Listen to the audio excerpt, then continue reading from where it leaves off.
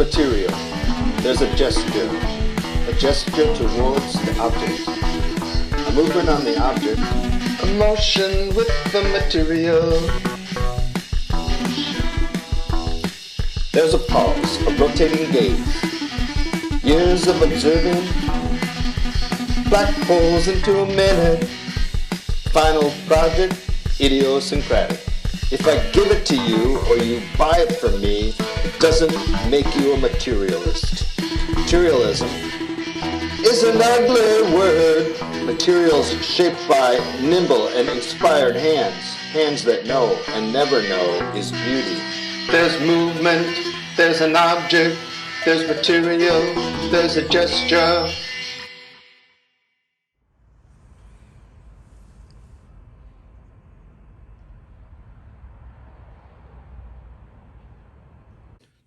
Okay, today we're going to learn how to do a lantern, a light emitting object.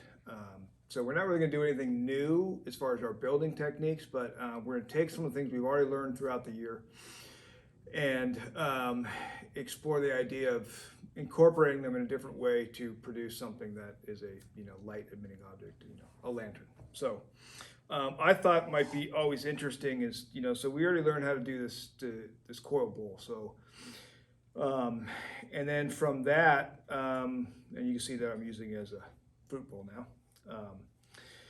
So from that, then, we also learned how to build a coil pot, like a vase, out of taking two of these bowls and putting them together, and then adding the neck and opening it up inside.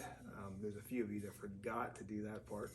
And we made a little foot ring here. So now I want to explore the idea of possibly taking two of those bowls, putting them together, putting a little foot on there, opening that up, and then drilling some holes into it after we build it to make it so it can go over some sort of candle or an electronic, sort of tea light type thing. So that's what we're going to work on today. So as a little bit of review, remember that we were taking a bowl, lining it with paper towel, and then we were making, and they don't have to be spirals, but I was taking, coils, and then we would spiral it up, right?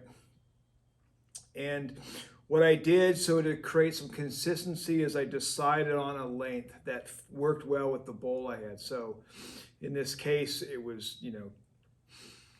decided on 21 inches and a half. So whatever works well with the bowl. That way I made a bunch of coils and I cut them to 21 inches and a half. And then I knew that when I did one, I would need 6 of these to really get the thing going. So after I take that, right, we're going to put it inside the bowl and kind of get it sort of sitting. So now it's sitting up against the other 5 that I'd done. So there's 6 total. And that worked out, that distance. I could have maybe gone 22 inches and then maybe would come up a little higher and stuff like that. And remember that we have these gaps in here that we want to fill. I like to fill full. And even though that I'm going to go back and open it back up, I would rather sort of get the whole thing together and smoothed out and sort of structurally sort of sound before I go back and sort of open it up. So just take, some soft clay, and remember that we were taking some of these little spots like this, and I was just taking a little bit of clay and kind of pushing it in, and then I would go ahead and smooth that out, right? And then sort of fill in those gaps, and then also smooth my coils. So you got to kind of work fast. Don't let them get too dry. So I'll be just here and smoothing that all out together, and I just go through that whole thing. And then some of these gaps right here, like in spots like this, I was just taking, a few of these extra pieces that I had. Let's say we'll take about, put 5 together up top here, and then kind of figure out a longer spot, and I'd cut it, let's say, and then maybe cut a little bit of an angle on it so it could fit in this spot here, right? And I could kind of tweak that, but I was just kind of backfilling that stuff like that, and then taking a little soft clay and plugging it and smoothing it back and forth. And that's until I had my sort of bowl set up. So then once I have two of them, you know, and if I'm going to use, I want to use the same bowl, or unless I have two that are exactly the same, that'd be even more optimum. But as soon as I was done with one, carefully like flipped it out so I could start another one. And so now I have these two that I've set up a little bit and are made, and I smoothed out the inside pretty much. It doesn't have to be perfect because no one's really going to see the inside on this lantern, not like when we would have a bowl. But I want it to be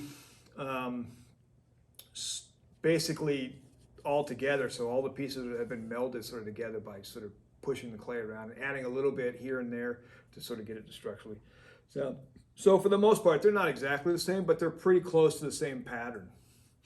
Compared to when I did the coil pot, I basically did two very different sort of bowls, you know, the pattern-wise, and you know, which is fine too. It doesn't have to be the same, but I thought it might look kind of nice and consistent if it was. So now I need to go and, of course, score this up, both sides.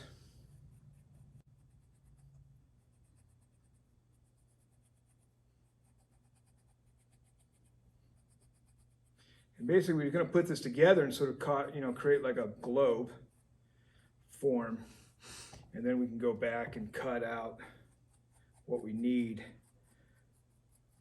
to accommodate the light source, which could be a candle and or something else, other forms of light. And then we will have maybe make a stand and stuff like that. And then, you know, go back over and put in all kinds of different holes in various spots, or some kind of pattern that you may choose to create the place where the light can emanate out. This is set up, so I really want to make sure that I get some decent water on it because it's not super fresh and soft right now.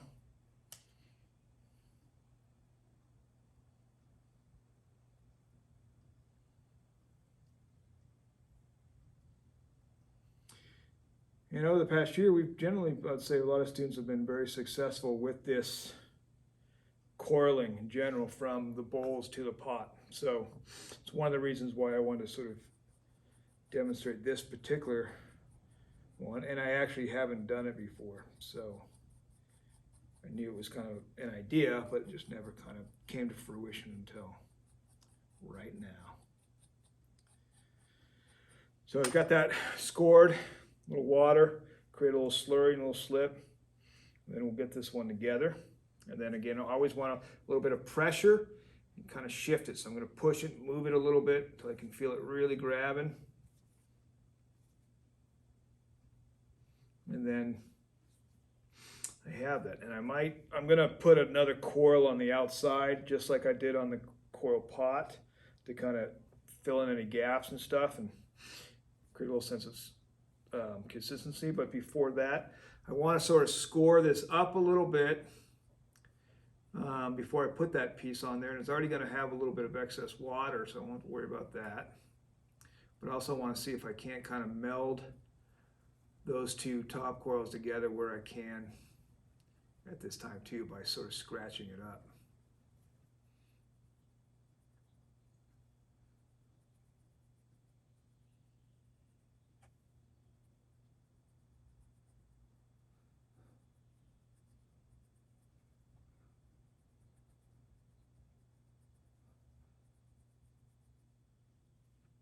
So once I've got that done, then I will quickly pull out a coil that should be able to go all the way around. So it's got to be decently long.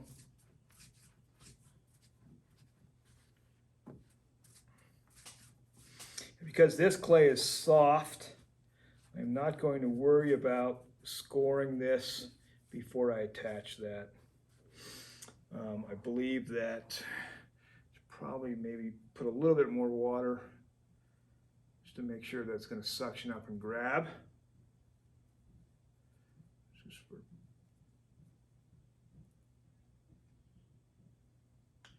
And then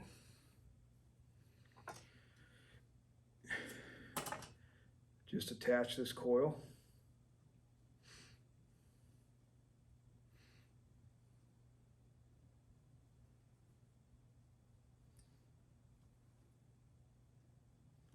assuming it's going to be long enough. We come around, and if it's not, I just will have to have two joints that I have to hide rather than one, but it looks like it will be good.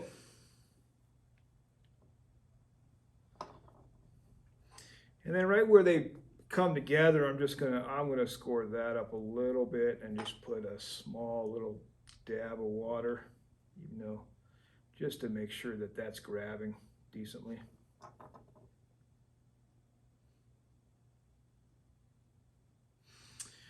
And because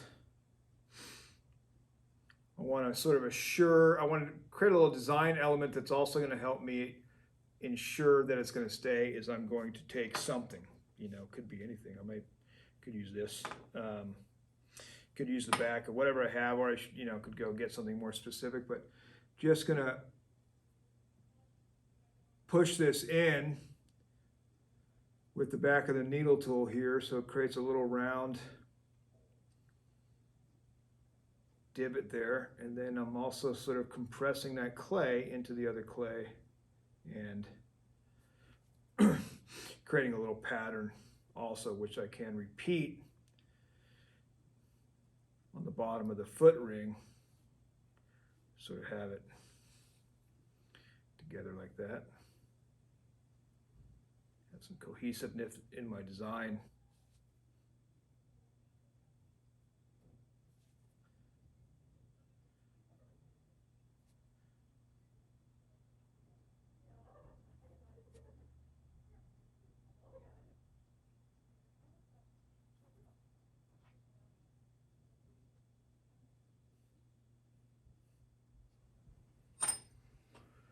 Now it's sort of together. And so before I think about cutting it open for the bottom where the candle's going to go into, I want to maybe put a foot ring on it, but also I got to figure out what I think I'm going to be putting in there. So, it could be small candle. This might be kind of small for this size of thing. I should probably have something bigger for this size. So you might think about building it to the size of whatever you have. This is really small, but maybe I could have a couple in there. But then here's another one, sort of a little electronic one that's bigger, so I might think about that. And I got to remember that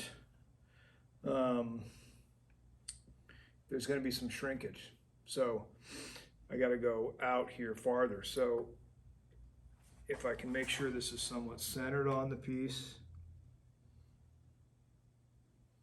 and then it's almost the same size as that initial coil.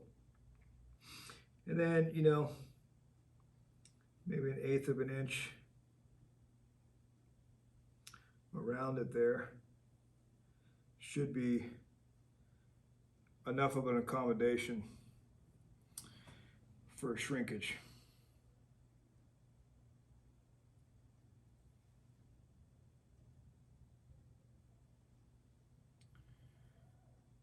Because this thing, we won't be able to, cut it down. If it was a candle, I could cut it down with a knife and make it fit, but that won't be it. So now I want to have a foot ring that's going on the outside of that line. So I have some excess from what I made for my stand. So hopefully that's going to be long enough to accommodate that.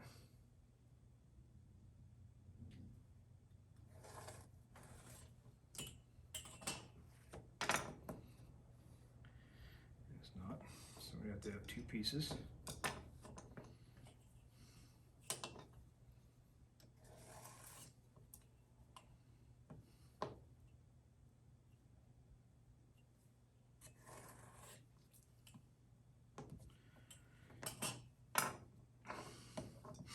In which case I'll cut some angles, some 45s on that, come around just outside that line. And this can stretch a little bit when I pull it out, and then figure out how big we want to make that one. So I'll join the two of these first together, to make sure that we get them. So just a bit of water. The clay's pretty fresh, so shouldn't need much, but just to make sure we get a good attachment, because that's where it'll crack if we don't. Sometimes on something like this, to really assure it, if I come and take any kind of needle tool or my little paper clip and just kind of go across it like that, kind of meld the pieces together, and then come and smooth that out and hide it.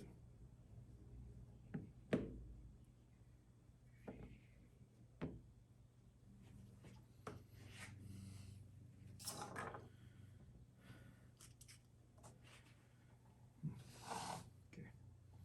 So now we will attach this on there. I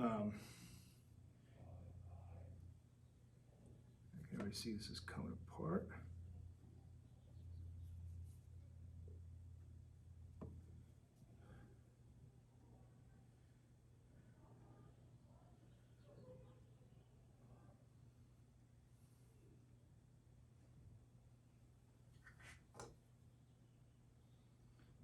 Cut that angle.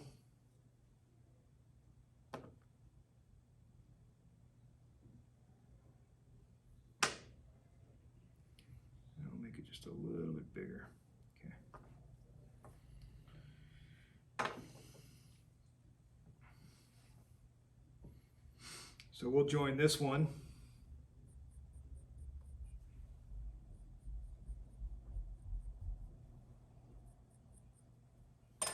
We'll dab of water.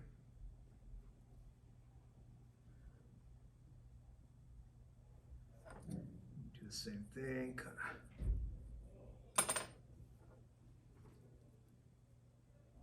Push that back and forth, and same thing over here. It's melded pretty well. And then I will score right in here, and then also on top of that, and then water. So just outside that line.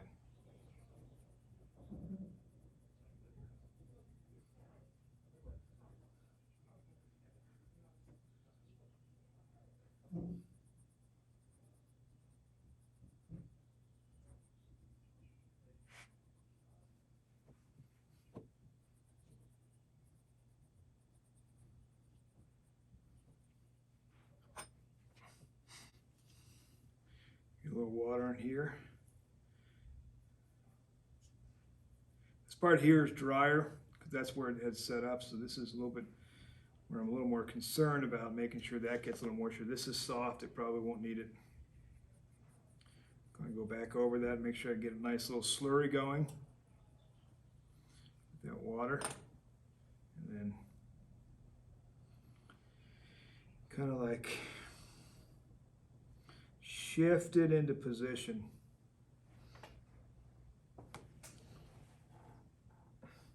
And then I'm going to kind of pinch down. So I want to kind of push that down and then bring this just out slightly at the same time.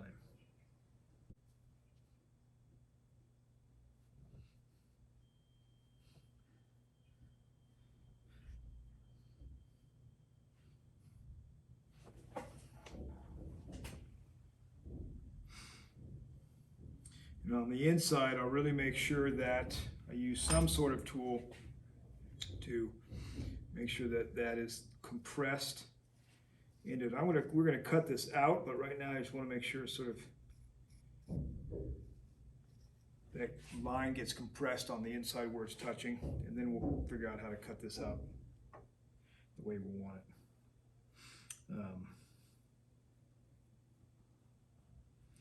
Now down here, what I'd like to do is go back and repeat this pattern here. So I will take my needle tool again, and not only am I putting in a little design pattern, but I'm also compressing, once again, compressing that clay into the other clay. So trying to assure that it will not come off.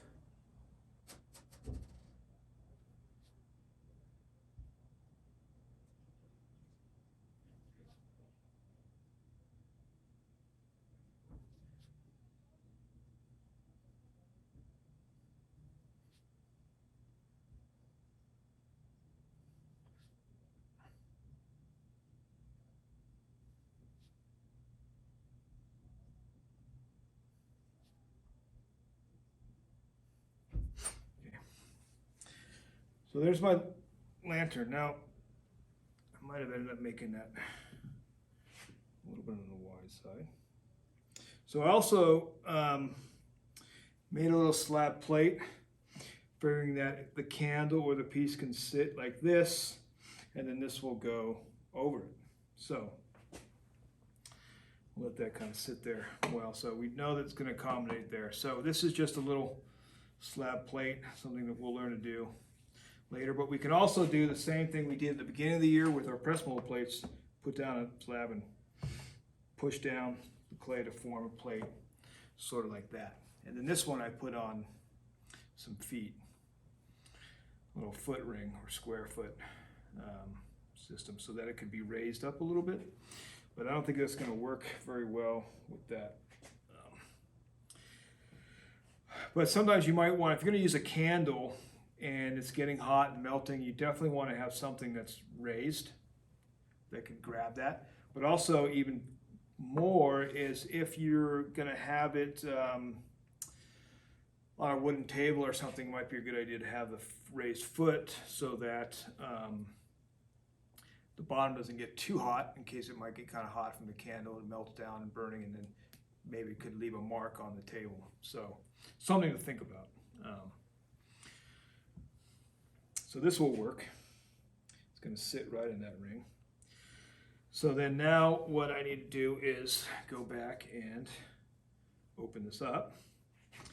So just going to be just inside this bowl there that the foot ring is sort of formed here.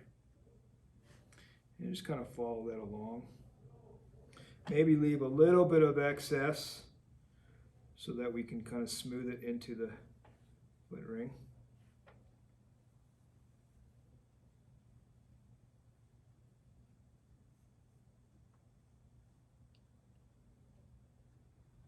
And then pull this piece out.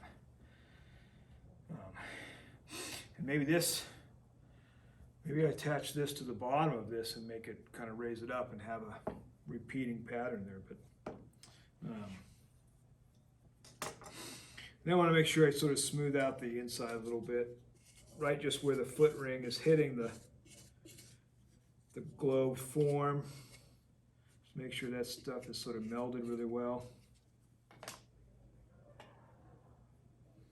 Don't want it to look sloppy, even though most people won't be looking on the inside of this, but somebody might.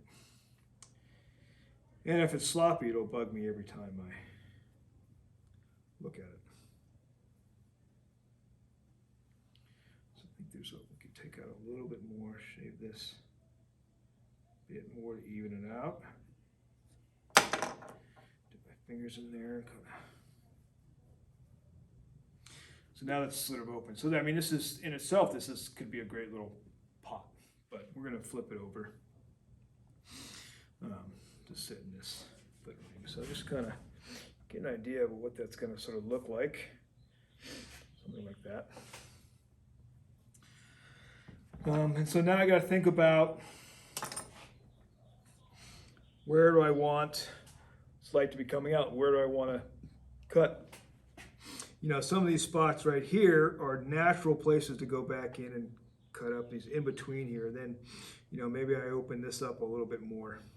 And if I want it to look consistent, I want to figure out something I use. Maybe it's a template. You know, this seems to be a little bit big for that space, but it could be okay. But a lot of us maybe at home have something like this, you know, for doing, you know, sort of geometry, or this is this sort of, you know, kind of math geometry sort of template that we can use on stuff. And so I could pick, you know, one of these sort of ovals or circles, or, you know, hexagon, square, triangle, something, and go all the way around. Whatever I think might look good, maybe that works with the piece. So maybe I want something sort of round, but also maybe I want some kind of, you know, some kind of contrast by having triangles, you know, up against these sort of spirals. That might be, you know, sort of interesting. So that's something I could decide to use one of these and then just use the same one every time, or maybe pick two sizes and sort of offset them. So, you know, if I decide to use, say, this little oval, And I put it right there. I decide I'm going to try to do every middle piece for now. And then think about, I definitely probably would want to do it on the top too. The top of your lantern should always have some kind of hole, just so there's like gases aren't kind of building up against the top part there, and let them sort of escape. And especially if you want to, if you were going to burn some incense inside this thing along with your candle, or a scented candle, you want stuff to sort of be able to permeate out easily.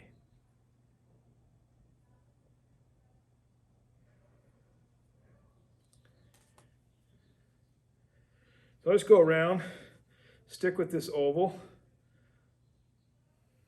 for now. I may decide that I don't like that as a shape.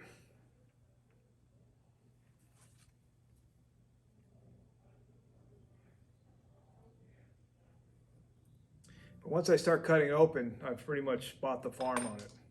And so to kind of figure that out. So if I can kind of visualize it, and where else would I do these ovals? I might, so if they're here, maybe I want to do one right there and maybe one right there, and just sort of go like that. And maybe I've offset it. If it's kind of this, elliptical moving this way, maybe I want to go this way and that way. So I might want to sort of visualize that by drawing that out, while I can still sort of fix it.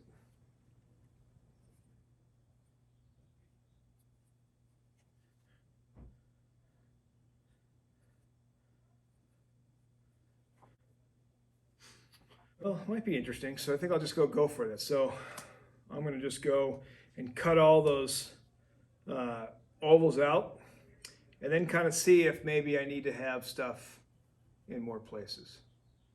And then we'll sort of come back and discuss this a little bit more.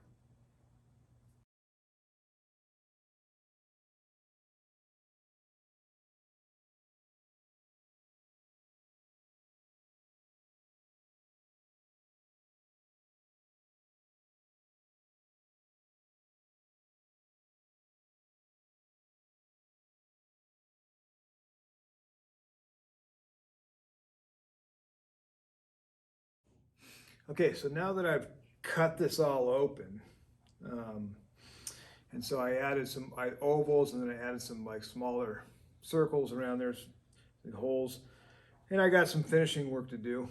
Need to smooth out these pieces, where I cut out, and just kind of get that cleaned up a little bit on the inside too.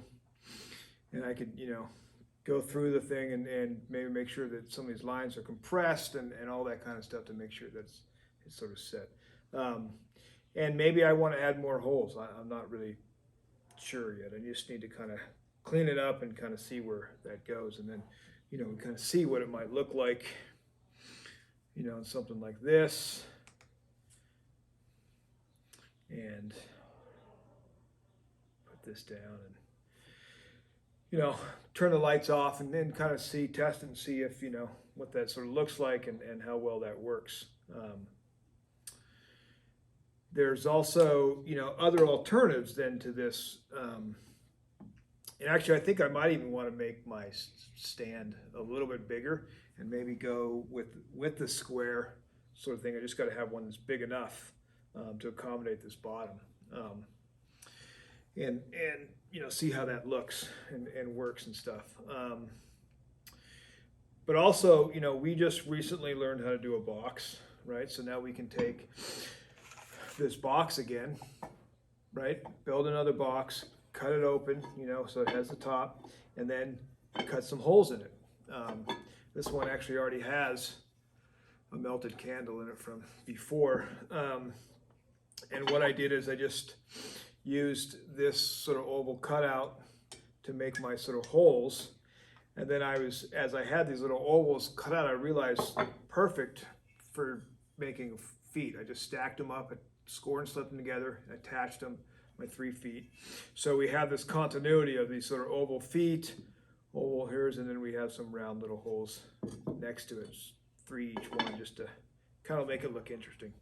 Now, something to think about before you glaze and finish. The inside of lanterns should be as light as possible. So really just a white or just no glaze on the inside. Let the, just the plain clay be.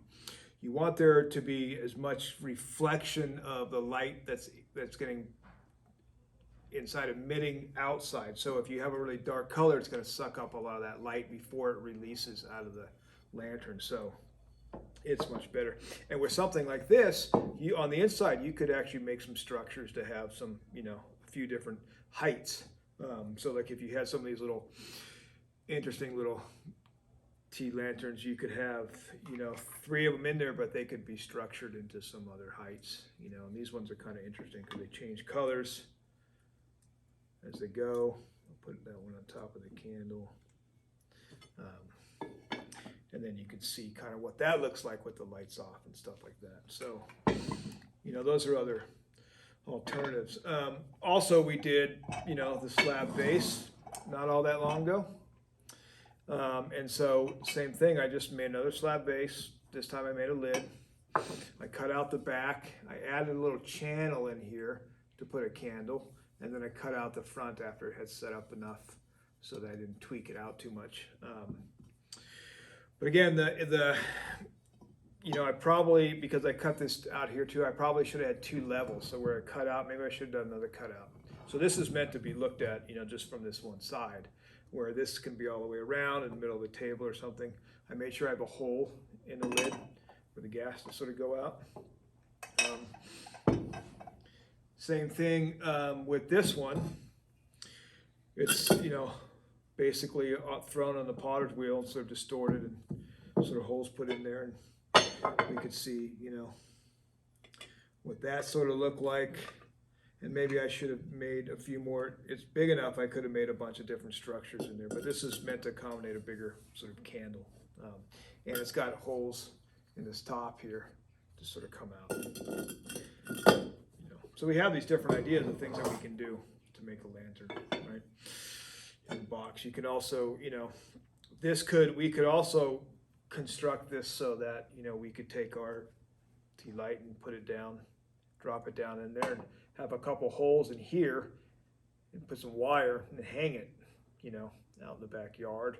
Might be nice, especially too if you had if you're outside during summer and you have mosquitoes and stuff like that, you can get those scented candles, those citronella candles there to kind of keep the mosquitoes away. They don't like that smell, so something. Now, one other thing that someone showed me, we had some of these sort of little light stands for,